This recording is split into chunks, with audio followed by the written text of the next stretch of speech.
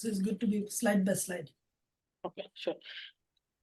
So, okay, now we have a basic introduction of our project, and the tech stack we're going to use as modern developers. We are using Nuxt.js, and for our state management, we are using Redux Toolkit and React Redux. I will also explain to you why we are using Redux. And for our user libraries, UI libraries, we are going to use nDesign. We're going to use nDesign for many of our features, our UIs and validations and others.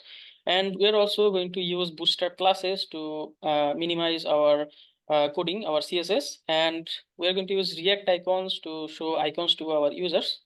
And as HTTP client, we are not going to use the browser API fetch. We are going to use Axios, and you will see the benefits of using Axios.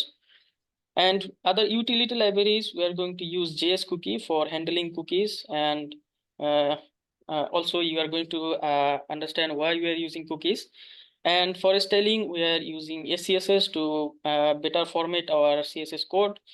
And for media handling, we are using React Zoom Slider and Swiper. It is to create carousels in our homepage or in our product details page. And for loading spinners, we are using React loader spinner to show the user our loading state.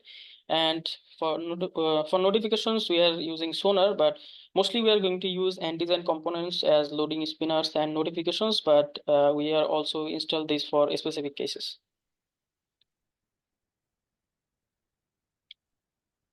Okay.